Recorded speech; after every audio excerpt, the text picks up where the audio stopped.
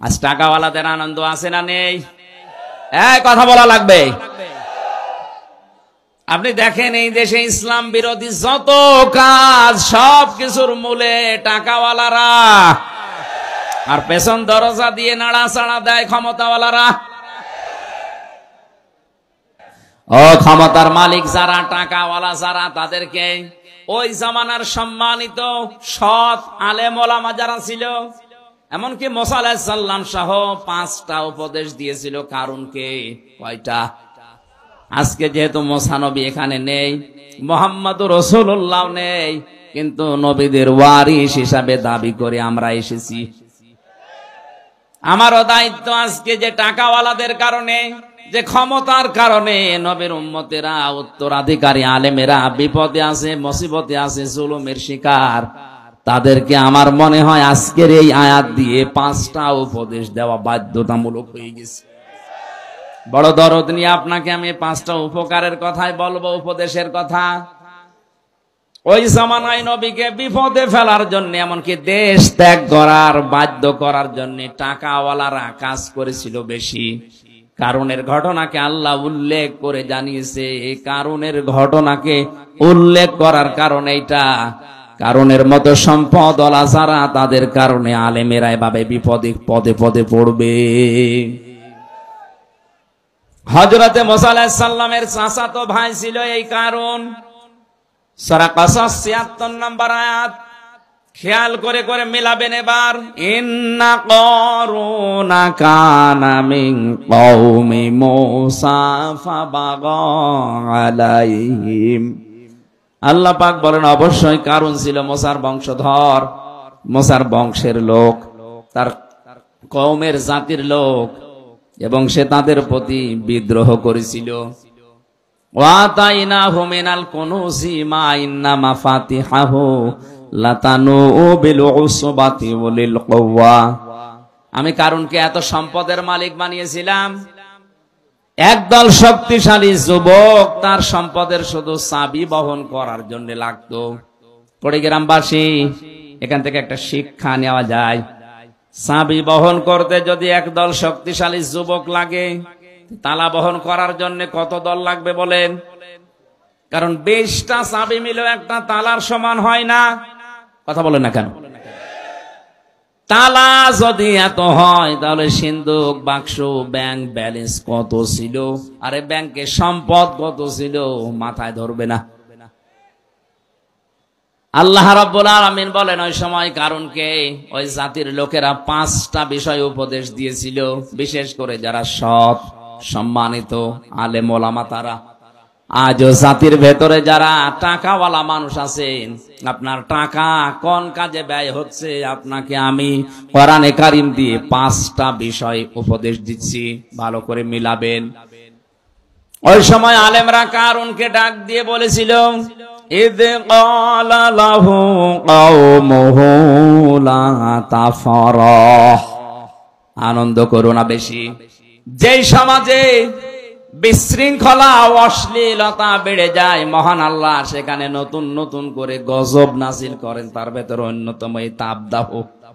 আপনি কি মনে করছেন এটা আল্লাহ এমনি দিয়েছে?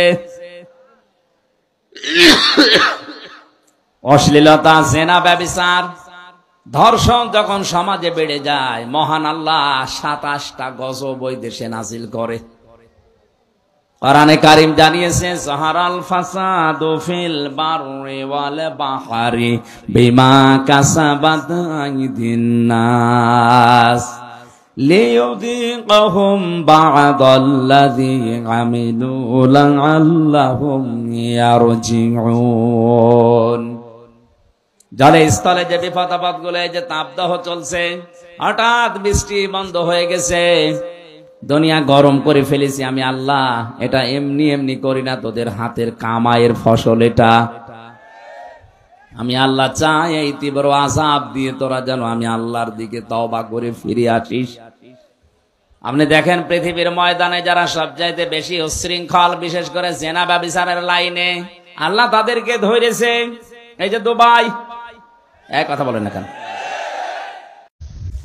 এখানে অনেক মানুষ আমরা এটা শুনেছি, জানি, বিশ্বাসও করি যে কোরআনে কারিমের সূরা ইয়াসিন এটা দিল বলা হয়। একবার যদি সূরা ইয়াসিন কেউ পড়ে 10 খতম কোরআন শরীফ পড়ার সওয়াব হয়।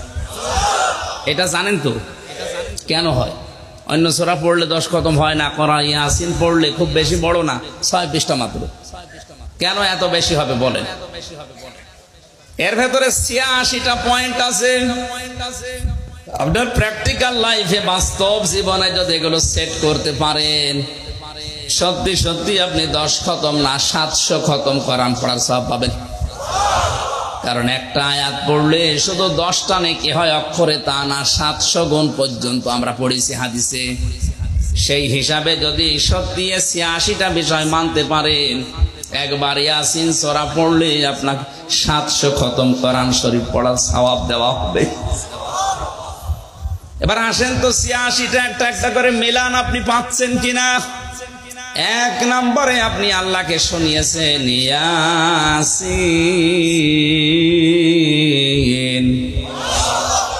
ইয়া মানে হে, হরফে নিদা এটা, সিন মানে সাজ্জেদ। আমি কি কিছু গোপন করব না? মানে আপনাকে আবার আমার 3 বছর ছেলে পাঠাবে?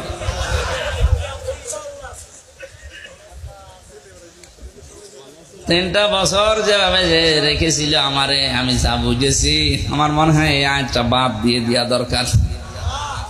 ইয়াসিন, আল্লাহ বলেন হে নেতা। আমি তাফসিরে পড়েছি, তাফসিরে কাবিরের ভেতরে সিন মানে সাজ্জিদুল আম্বিয়া, সিন মানে সাজ্জিদুল কাওনাইন, সিন মানে সাজ্জিদুল বাশার, সিন মানে সাজ্জিদুল মুরসালিন, সিন মানে সাজ্জিদুল আলামিন। এক একটা শব্দের আবার ব্যাখ্যা আছে। তাফসিরে ফি জিলালিল কোরআন আর ইবনে কাসিরে এত বেশি পয়েন্ট আকারে এসেছে, এজন্য তাফসির করতে গেলে সময় লাগে। আল্লাহ পাক বলেন হে নেতা। এই পৃথিবীতে একজন মানুষকে আল্লাহ শুধু নেতা বলে ডাক দিয়েছেন, তিনি আমাদের নবী মুহাম্মদুর রাসূলুল্লাহ। পৃথিবীর কোন জায়গায় আপনি কাউকে আল্লাহ নেতা বলে ডাক দিয়েছেন আমি পাইনি। শুধুমাত্র মুহাম্মদুর রাসূলুল্লাহকে আল্লাহ বলেছেন হে নেতা। তাহলে মানে আল্লাহর ঘোষণা দেওয়া নেতা দুনিয়ায় একজনই। তাকে বাদ দিয়ে যদি অন্য কাউকে নেতা মেনে দুনিয়ায় চলে, তার ঈমান ভেঙে গেছে। বাকিটা আপনার বিবেকের উপরে। গন্ডারকে নাকি কাতুকুতু দিলে 3 দিন পরে টের পায়, তা আমাদের তো মনে হচ্ছে এই অবস্থায়। এক লোক শ্বশুর বাড়ি যাচ্ছিল, দেখে রাস্তার ধারে গন্ডার দাঁড়িয়ে আছে, কাতুকুতু দিয়েছে, হাসে না। কি গো? 3 দিন পরে শ্বশুর বাড়ি বেরিয়ে যখন আসে, দেখে গন্ডার হাসতেছে। ডাক দিয়ে বলে বন্ধু, 3 দিন আগে তোমারে আমি কাতুকুতু দিয়েছিলাম, তখন তো হাসলে না, এখন হাসতেছো।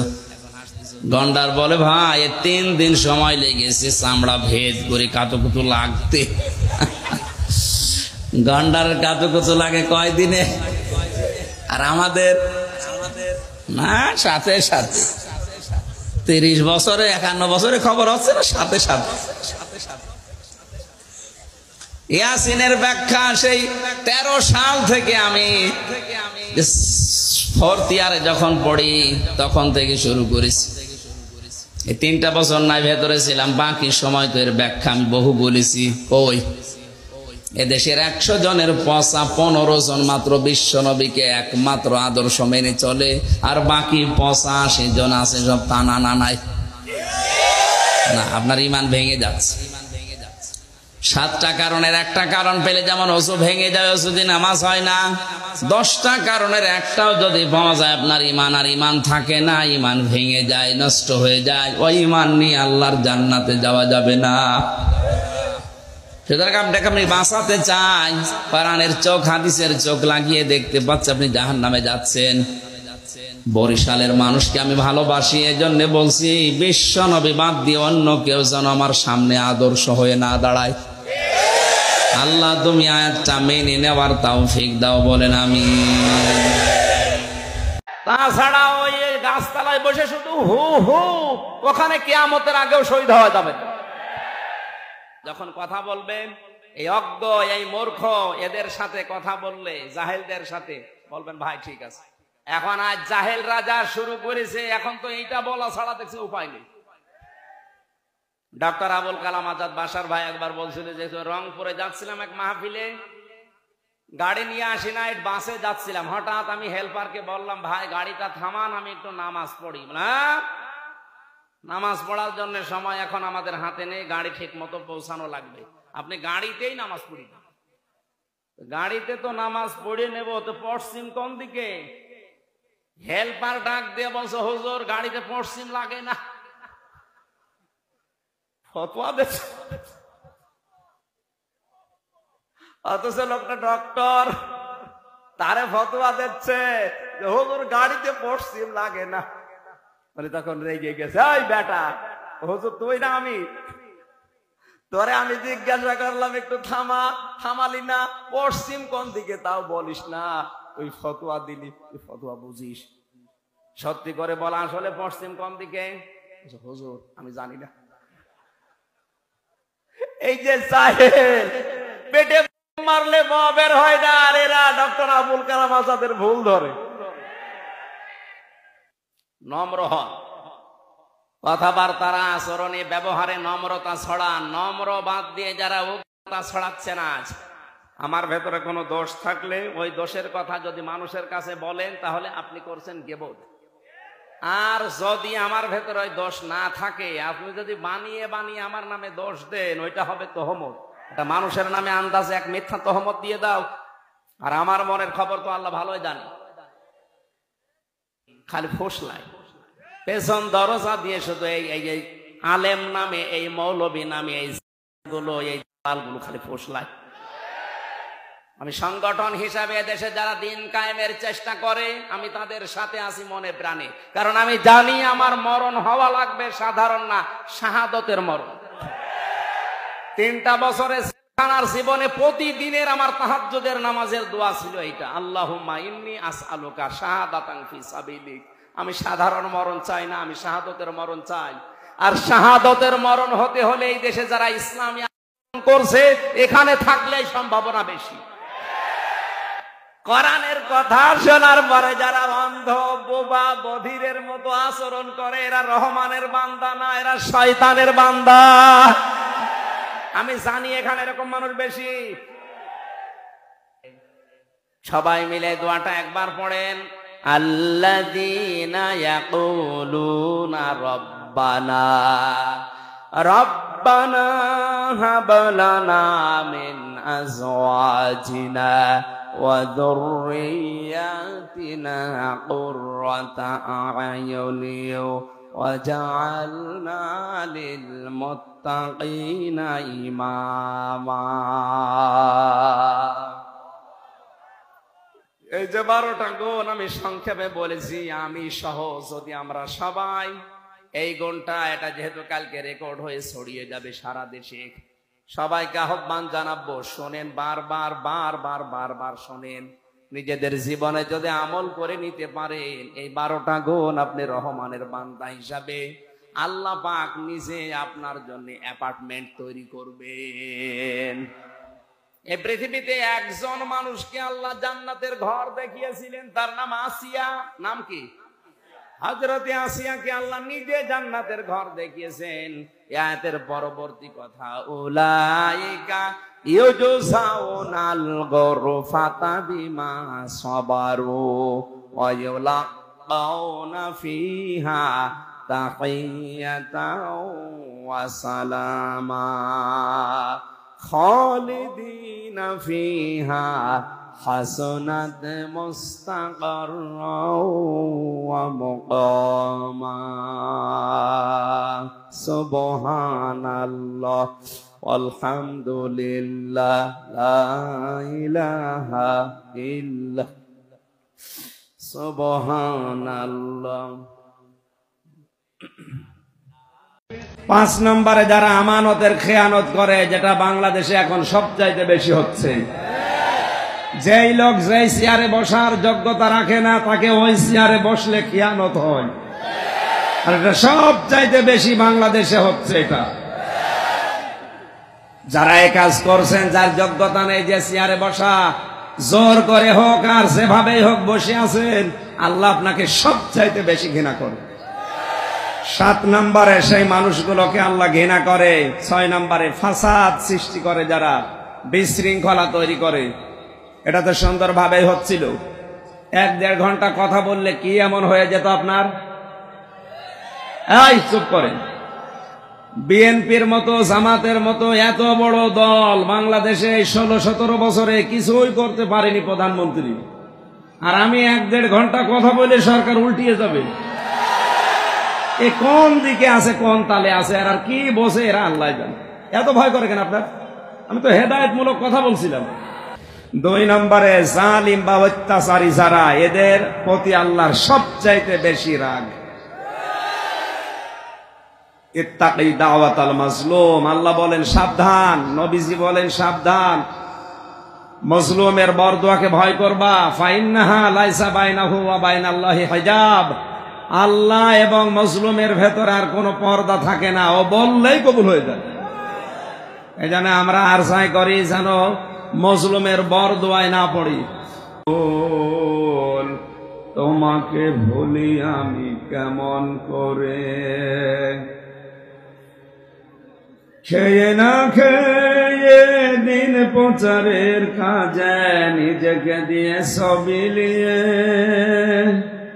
তায়েফের কাফেরেরা চিনল না এ আলো, দুষ্টু ছেলেদের পিছু দিল লেলিয়ে।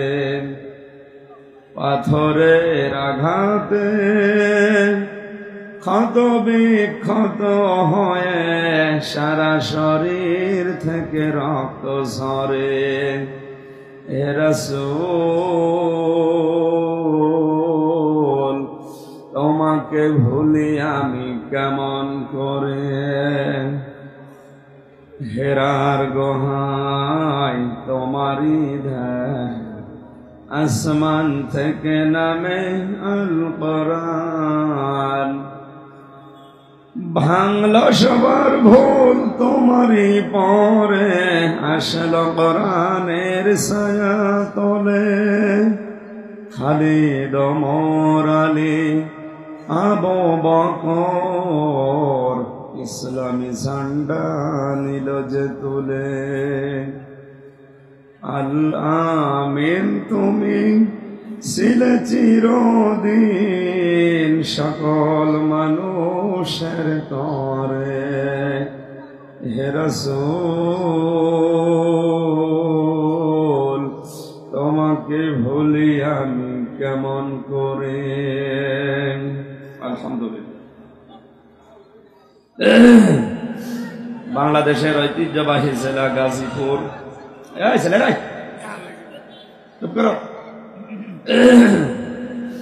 ধীরাশ্রম নবজাগরণ ফাউন্ডেশনের উদ্যোগে মরহুমদের রুহের মাগফিরাত কামনার্থে ৯ম বাৎসরিক তাফসীরুল কোরআন মাহফিলের স্বনামধন্য সভাপতি,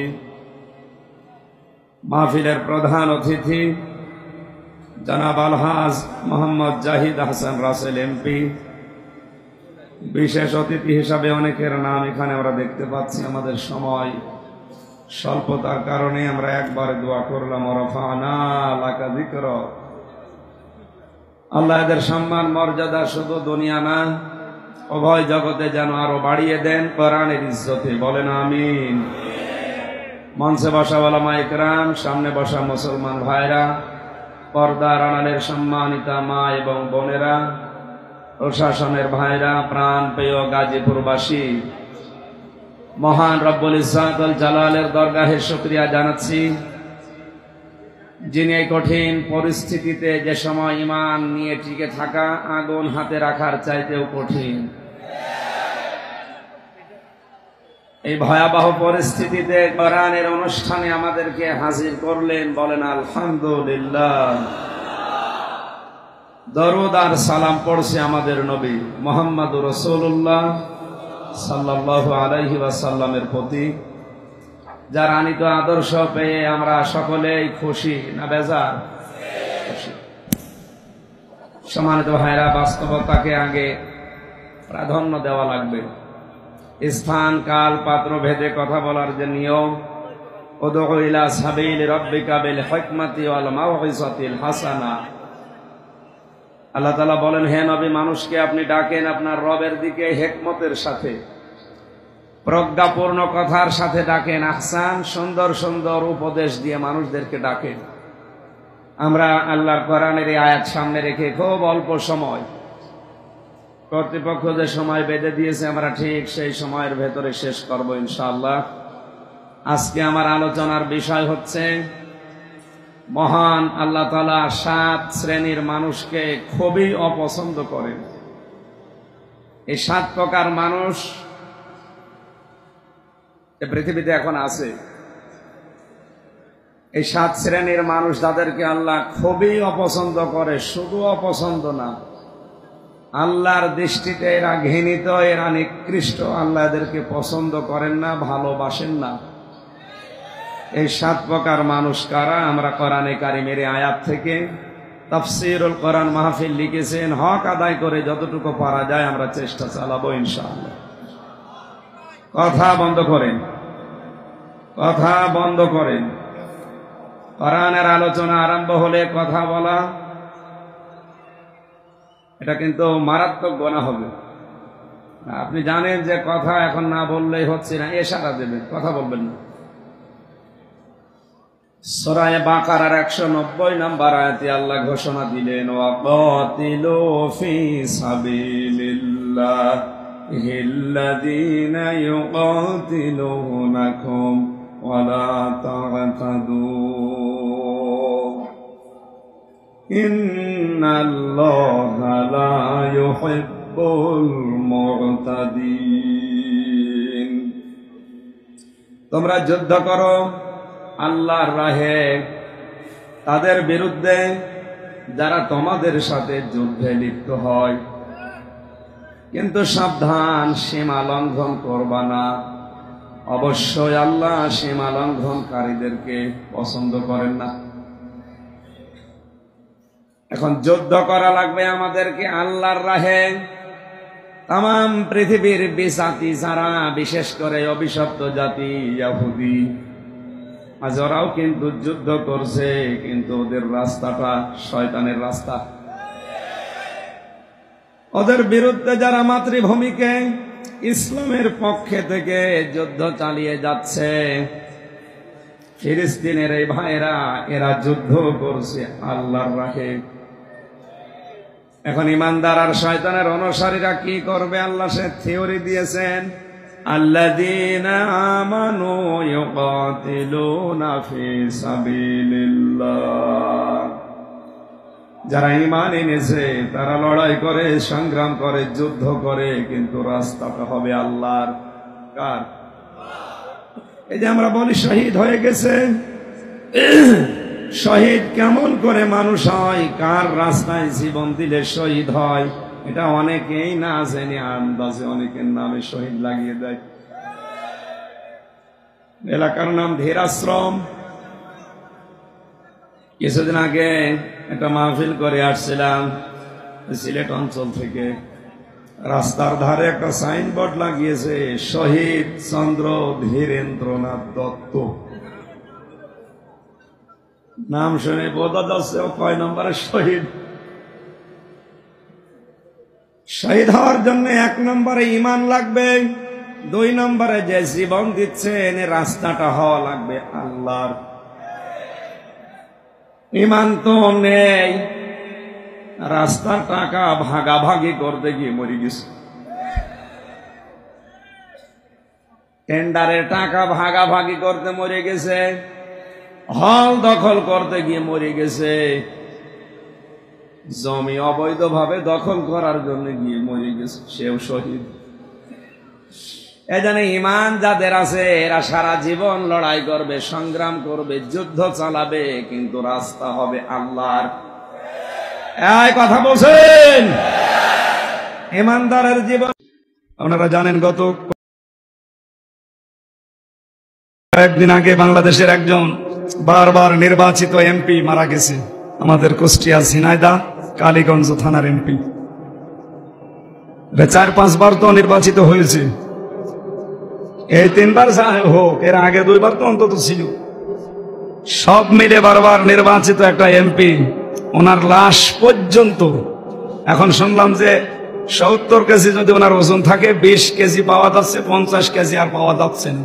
তার মানে কেটে টুকরা টুকরা করে এক এক জায়গায় লাশের টুকরা ছড়িয়ে দিয়েছে। ন্যায়সঙ্গত কারণ ছাড়া যারা এভাবে হত্যা করলেন, আর এর সাথে যারা ইনভলভ আছেন, যোগাযোগ যাদেরই আছে,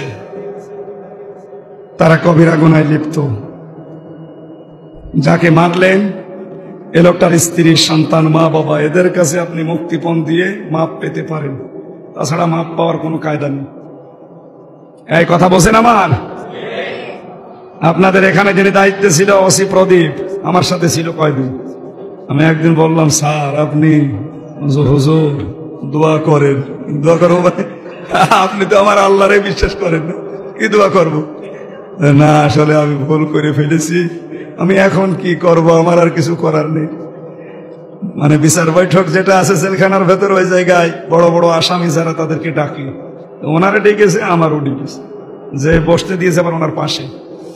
কানের কাছে মুখ নিয়ে বলছিলাম যে আপনি তো বহু ভালো ভালো কাজ করেছেন। এখন লোকটা আফসোস করে, এখন আফসোস করে লাভ আছে? তো ফাঁসির আসামি। আমি বহু মানুষকে এভাবে আফসোস করতে দেখছি ভেতরে, কিন্তু আর লাইন নেই তো। যার ফাঁসির অর্ডার হয়ে গেছে, এর যদি যাবজ্জীবনও আসে 30 বছর জেল খাটা লাগবে। ওর জীবন আর কি থাকবে বলেন?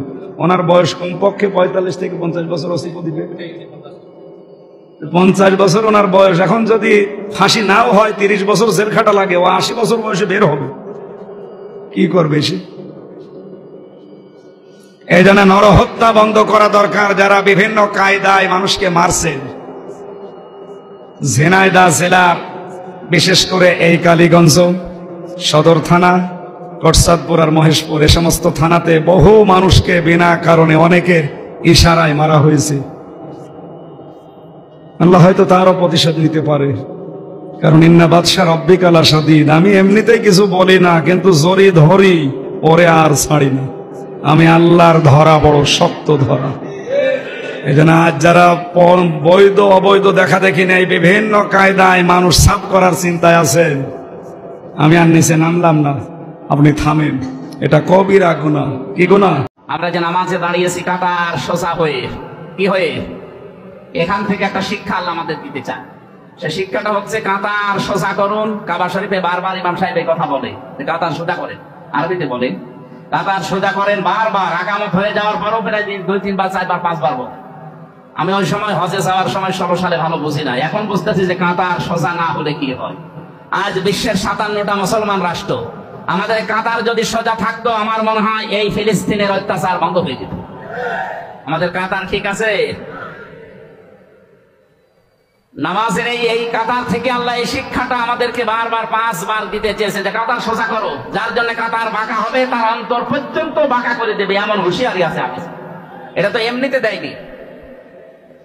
আজ আমরাও যদি বাংলাদেশে যারা বাস করি, এরা যদি 5 ওয়াক্ত নামাজের মতো কাতার সোজা করে সমাজে আমরা সোজা হয়ে যেতাম, এই দেশে কেউ অন্যায় করে সমাজে টিকে থাকতে পারতো না। এই জন্য আমাদের উচিত হবে কাতার সোজা করো। এ কথা যখন ইমাম বলে, এখানে আওয়ামী লীগ, বিএনপি, জাতীয় পার্টি, জামাত, চরমোনাই যখন সব এক হয়ে যায়, এই কাতার শেষ করে যখন সমাজে যাবেন, রাষ্ট্রে যাবেন, পরিবারে যাবেন, ওখানেও যেন আমাদের কাতার এক থাকে। এক কথা বলেন, ওই জায়গায় যাবার পরে যদি আল্লাহ বিরোধী, শরীয়ত বিরোধী, ইসলাম বিরোধী কোনো কাজ দেখা যায়, এ কাতার ওই জায়গায় সোজা থাকার দরকার আছে না? আমাদের শিক্ষা সিলেবাসে যে বিষয়গুলো এখন নতুন নতুন করে দেওয়া হচ্ছে, এগুলো যদি আপনি দেখেন, আপনার বিবেকে, আপনার এই মস্তিষ্কে, আপনার সত্যি মনুষ্যত্ব যদি বলে না এগুলো ইসলাম মেনে নেয় না, এগুলো আল্লাহ রসুলের বিরুদ্ধে, নামাজের ওই কাতারে দাঁড়িয়ে যেভাবে সব সোজা ছিলেন, পরিবারের, সমাজে, রাষ্ট্রে এসে যদি এই কাতার সোজা করা লাগে, আপনারা এই কাতার সোজা করে সোজা রাখতে রাজি আছেন? কারা কারা দেখি? লিল্লাহি তাকবীর, লিল্লাহি তাকবীর,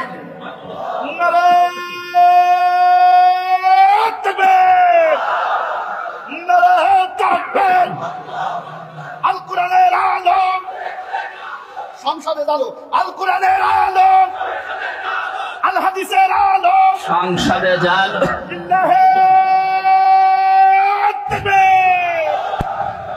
আমার শরীর অসুস্থ, কণ্ঠ ভাঙ্গা, তারপরও ভাঙ্গা ভাঙ্গা কথায় আমি যেটা বোঝাতে চেয়েছি আশা করছি আপনারা বুঝেছেন।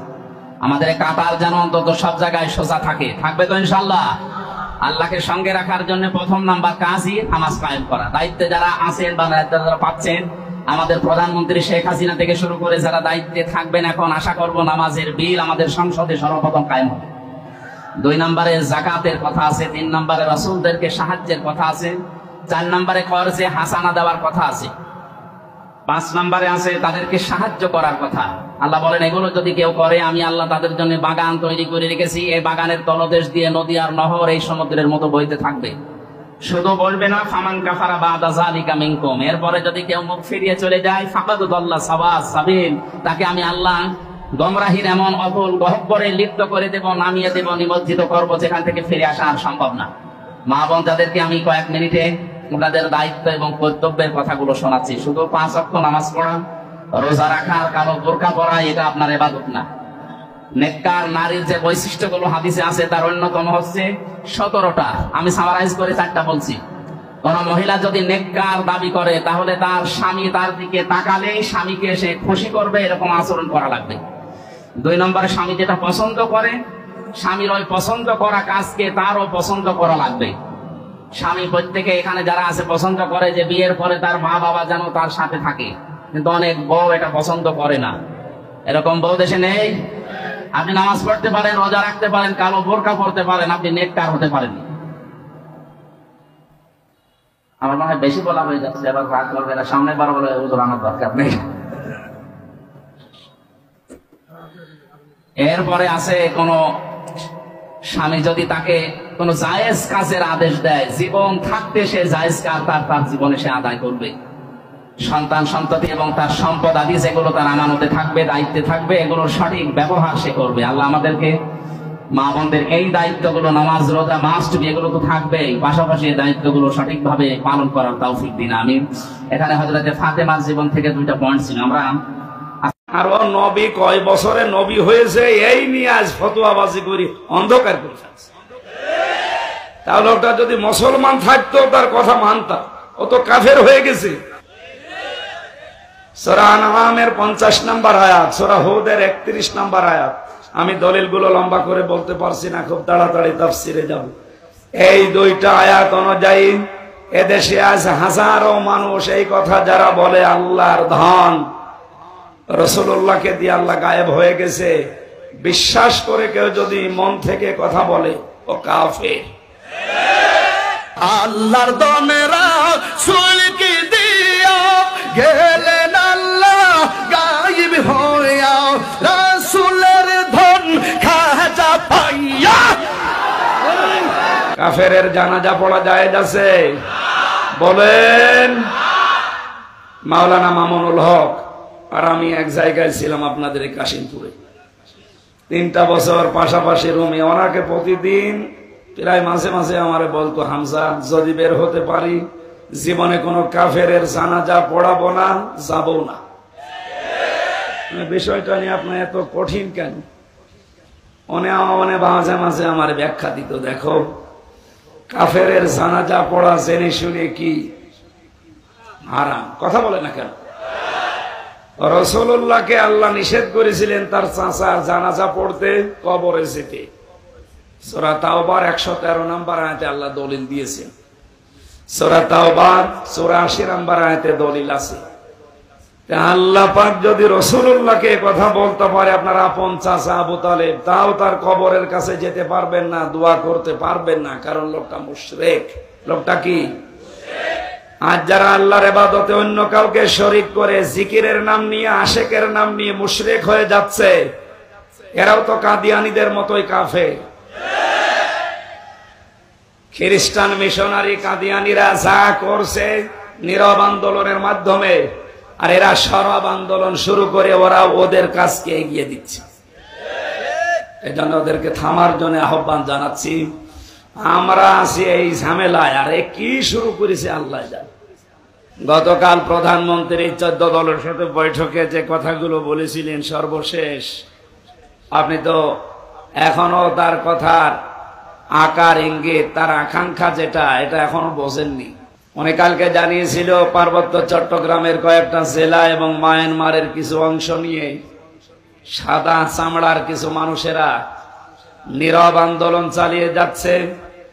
ইন্দোনেশিয়ার পূর্ব তৈমুর এবং দক্ষিণ সুদানের মতো তারা স্বাধীন খ্রিস্টান রাষ্ট্র ঘোষণা দেবে। এই জন্যে তারা এয়ারবেস তৈরি করছে। আর আমরা আছি নবী জন্মের পর থেকে নবী ছিলেন না, তুমি দুনিয়া তৈরি হওয়ার আগ থেকে নবী ছিলেন না 40 বছরে নবী ছিলেন? আরে ভাই, এটা কি মরণের পরের কোন সাবজেক্ট? বলেন। উল্টা পাল্টা জিনিসকে আপনি ইস্যু বানিয়ে আজ মানুষের ভেতরে যেটা আরম্ভ করেছেন, যেদিনে স্বাধীন দেশটা টুকরা টুকরা হয়ে খণ্ড বিখণ্ড হয়ে স্বাধীনতা হারিয়ে ফেলবেন, ওরা যদি সত্যি সত্যি প্রধানমন্ত্রীর এই আকাঙ্ক্ষা বা আশঙ্কা যেটা, এটা যদি সত্যে পরিণত করতে পারে, আর করবে, তার প্রমাণ পূর্ব তৈমুর আর দক্ষিণ সুদান, কিছুদিন আগের কথা। ওরা এইভাবে করেই কাজ করে। গণভোট দিয়ে 228টা রাষ্ট্র পৃথিবীতে, এখন আমরা মাত্র 57টা। কয়টা? আমরা মুসলিম রাষ্ট্র তামাম দুনিয়া মিলে মাত্র 57টা, আর বাকিগুলো সব ওই লাইনে। মনে করছেন না সব তো খ্রিস্টান না, হিন্দু আছে, বৌদ্ধ আছে, ইহুদি আছে, মাজুসি আছে, কে বলেছে? ও সবই এক। আল্লাহ তাআলা জানিয়েছেন, ইয়া আইয়ুহাল্লাযীনা আমানু লা তাত্তাখিযুল ইয়াহুদা ওয়ান নাসারা আউলিয়া বা'দুহুম আউলিয়াউ বা'দ। ঈমানদারেরা কখনো ইহুদি খ্রিস্টানদেরকে বন্ধুরূপে গ্রহণ করবা না, কারণ এরা একে অপরের বন্ধু। তার মানে 200 কোটি মুসলমান বাদ দিলে 650 কোটির উপরে মানুষ এখনো থাকে। ওরা বাকি জাতিতে যাই হোক, সব কিন্তু রসুনের পেছনের মতো এক। মুসলমান টাইট করার জন্য সব এক। এই জন্য ওনার এই আশঙ্কাকে যদি সত্যি সত্যি এই সাদা চামড়ার লোকেরা বাস্তবে রূপ দিয়ে ফেলে, আর রূপ দেবে। 17 সালে মাত্র এই বান্দরবন এলাকা, পার্বত্য এলাকাতে মাত্র 224টা গির্জা ছিল। এই 6-7 বছরের ব্যবধানে এখন গির্জার সংখ্যা 444টা। আপনি টের পাচ্ছেন কোথায় যাচ্ছে? খ্রিস্টান মিশনারি এবং কাদিয়ানীদের এই নীরব আন্দোলনের মাধ্যমে হাজার হাজার মুসলমানেরা, ওদিকে মায়ানমারের কিছু অংশ, যেহেতু ওই লাইনটা পার্বত্য চট্টগ্রাম একটা টার্নিং পয়েন্ট, গুরুত্বপূর্ণ কৌশলগত স্থান এটা, এবং শক্ত মজবুত কোন রক্ষী না থাকার কারণে ওখানে একটা ভেজাল তৈরি করা সহজ।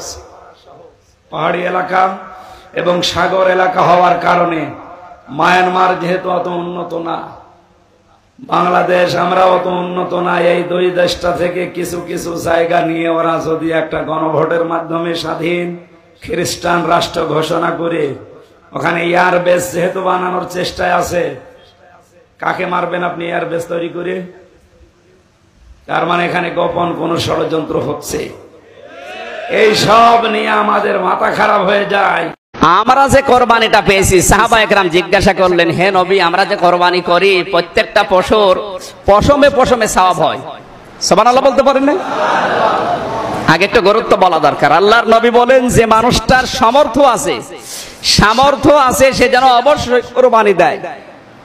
সামর্থ্য থাকার পরেও যদি কেউ কোরবানি না দেয়, ও যেন আমার ঈদগাহে নামাজ পড়তে না আসে।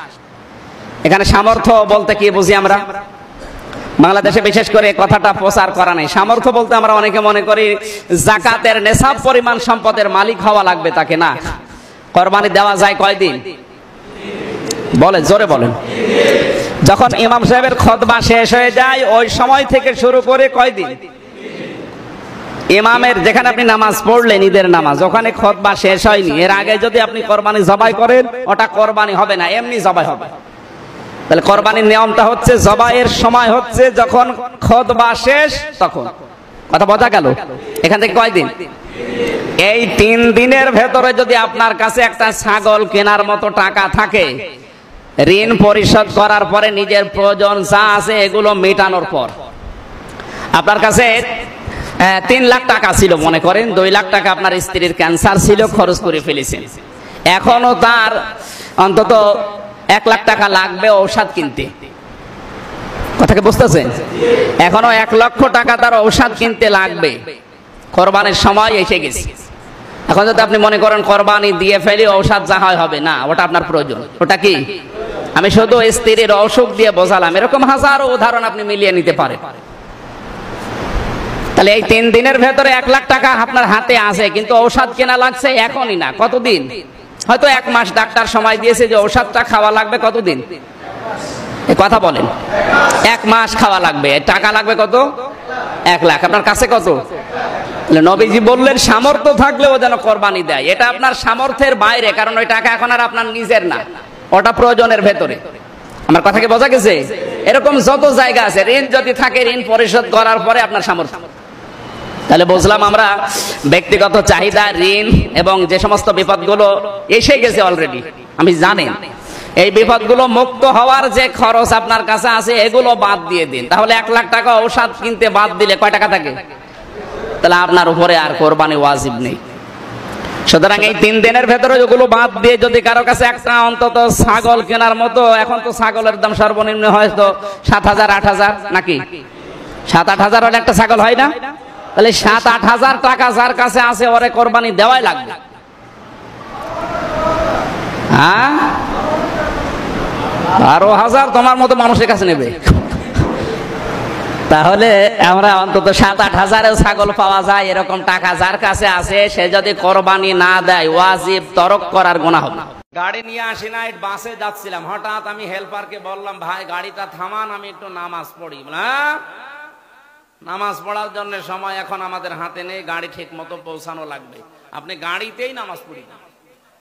গাড়িতে তো নামাজ পড়ে নেব, তো পশ্চিম কোন দিকে? হেল্পার ডাক দিয়ে বলছে, হুজুর গাড়িতে পশ্চিম লাগে না। ফতোয়া দিচ্ছে,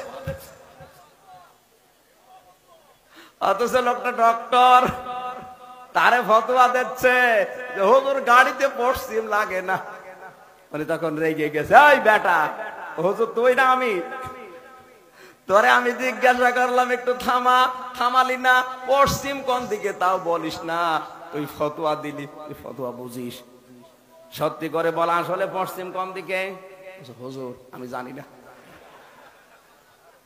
এই যে সাহেল, পেটে বোম মারলে বের হয় না, আর এরা ডক্টর আবুল কালাম আজাদের ভুল ধরে। সিরাজগঞ্জবাসী, আমি যেটা বোঝাতে চাই এখানে, পীর শব্দটা ভালো আমরা উল্টা অর্থে নিয়েছি, কারণ অধিকাংশ মানুষের শব্দটা নিয়ে ব্যবসা করে খায়। এই কারণে আজকে থেকে ক্লিয়ার যে যারা জানেন না, যারা জানে ইসলামের বিষয় তার কাছে জানতে যাবেন, এইটার নাম ফার্সিতে পীর বলা হয়। এর বাইরে কিছু করা তার জন্য আপনি পারবেন না, খুশি করতে পারবেন না। আপনি মনে করেন যদি পীর সাহেবকে একটা এরকম শাল চাদর দিয়ে খুশি করব, আরে ভাই আপনার আগে আপনি তো 2,000 টাকার শাল কিনেছেন, আপনার আগে একজন 5,000 টাকার শাল ওরে দিয়ে গেছে। পৃথিবীর মানুষকে খুশি করা মানুষের দ্বারা সম্ভব না, কারণ এই যে পেটটা, আল্লাহর নবী বলেন মানুষের এই পেট ভরবে না কোন পর্যন্ত জানো?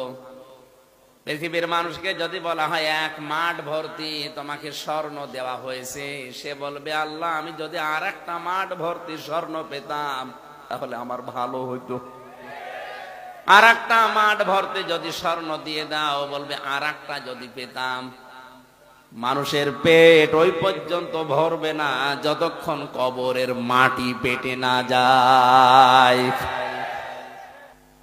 রহমানের বান্দা যদি আমরা দাবি করি, আল্লাহর বান্দা যদি আমরা দাবি করি, বলছিলাম যারা আজ বলে আমি অমক পীরের গোলাম, পীরের বান্দা, এ কথা বলা যে কত বড় মারাত্মক। আল্লাহ সবচাইতে বেশি রাগান্বিত হয়ে যায় ওই মানুষটার উপরে যখন সে তার বান্দার পরিচয় দিতে চায় না।